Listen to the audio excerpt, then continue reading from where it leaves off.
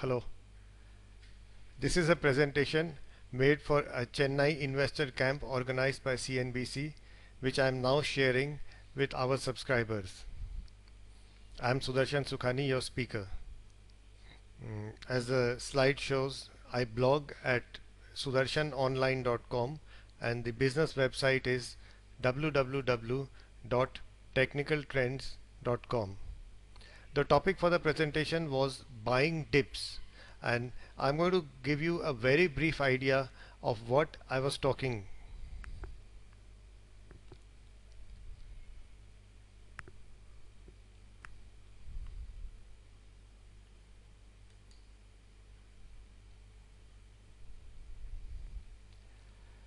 We are also part of a non-profit organization, the Association of Technical Analysts.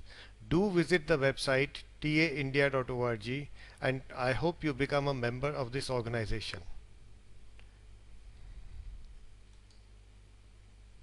Why is buying dips a profitable strategy?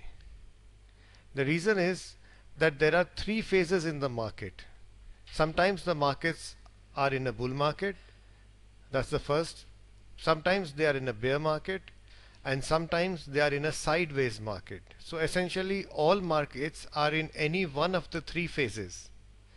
Now broadly, since the world is growing, there is a slight bias towards the bull markets. So prices rise more than they fall. In such a scenario, buying makes money in two phases of the market. Of course, it makes money in a bull market if you buy properly, and it makes money in a sideways market where you will find some up moves, some down moves which you will ignore. It doesn't make money in a bear market, and that's important to understand, because trying to buy in a bear market can result in losses which eliminate all your profits. But the point I'm making is that buying on dips is a sensible idea, because out of the three phases it makes money in two phases, bull markets and sideways markets, and these two phases are usually occupying a larger part of the time than a bear market does. What is a dip? A dip is a small decline inside an uptrend. This means we must have some way of defining the uptrend. Within the uptrend, we try to say, okay, prices have gone through a correction, therefore let us buy, because some of the steam that was in the prices, some of the flab or the hot air has gone away. The first step then is to make sure that the stock is in an uptrend. If we don't know that the stock is in an uptrend, then obviously we don't want to buy it. There is no dip. How do we do that? We first define an uptrend. Now, an uptrend could be any of a number of trending conditions. I am giving here three examples. You could really use many more. The first is price is above the 50-day moving average, therefore the trend is up. Or you could say that applying the 14-period RSI, if the RSI finds support at 40, it tells us that this is an uptrending market. In an uptrend, the RSI usually does not go below 40, and every time the prices move, the RSI goes above 60. So looking at the RSI could actually tell you what the trend is like. And finally, the classical example, the classical show is of a pattern of higher highs and higher lows. If the lows every time are increasing, then we can say that we are in an uptrend. You could also use the MACD, the MACD, or a zero line moving average, or a regression line to identify the trend. That's quite okay. I'm just giving you some examples. In this chart we have Infosys. We can see that prices move above the 50-day moving average. In between, just in the earlier part of the chart, they had gone below and the trend was down. They went up and they went down, and finally once they crossed in March, we saw that prices simply went on going up. The trend was never down then. This is Kane. Here we see that the RSI barely touches 40, but it goes above 60 a number of times. Therefore, we can say that Kane is in an uptrend. In the final part of this chart, we see that the 60 is now acting as a barrier, and maybe Kane has gone into a sideways market. But that bias would still be bullish because 40 is holding well. This is idea. In the first part of the chart, you can see the charts making higher highs and higher lows.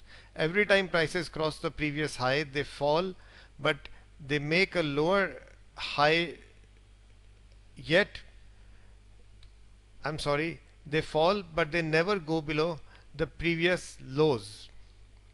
The next time they go up, they cross the earlier high. So we have a pattern of higher highs and higher lows. The idea of using these concepts is to say that we should buy on dips only in an uptrend. If there is no uptrend, there is no dip and there is no buying.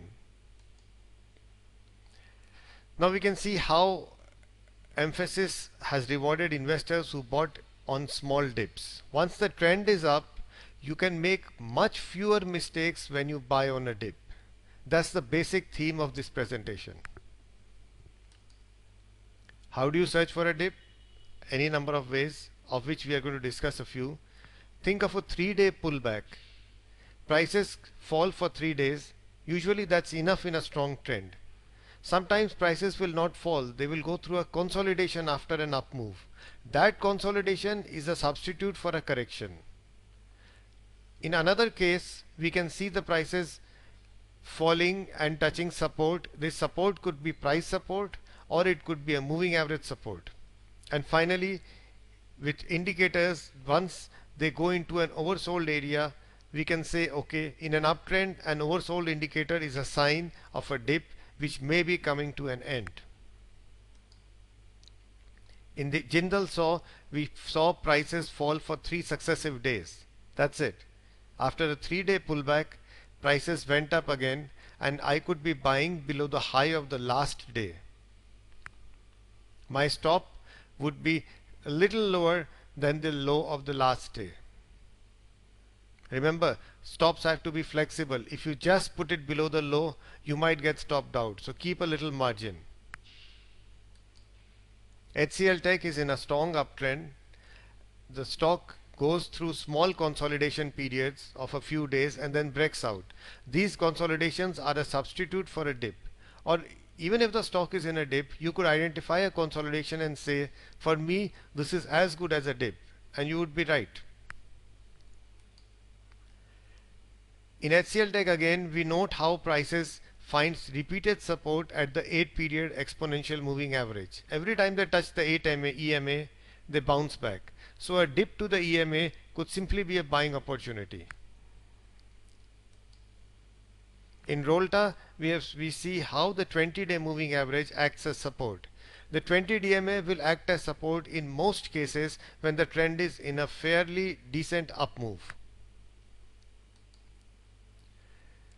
ITC is in an uptrend and we are using an oscillator, the CCI 20. It gives 3 oversold readings for buying. 1, 2 and 3. Every time it dips below minus 100, there is a reason for us to go long. The one of them provided an excellent reward.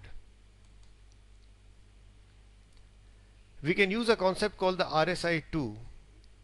Apply a 2-period RSI. Remember, RSI usually has 14 periods, but here we are going to use a 2-period RSI. Apply a 2-period RSI and identify extreme levels of 2 and 98. Sometimes the 2 can be changed to 5 to make it a little more flexible. When the RSI 2 dips to 5 or 2 depending on your level and goes up again, that's a buying opportunity. It's telling us that a very short term dip has occurred and prices could move up. In Bharti we see the RSI 2 dip below 2 and that very day you could have gone long the next day morning and taken a swing trade for 3 days. In this way, it is possible to set up an idea of buying on dips in an uptrend. The key here is to use a trending indicator to identify a confirmed uptrend and then to use some kind of a momentum method to identify shallow dips. It works and makes money.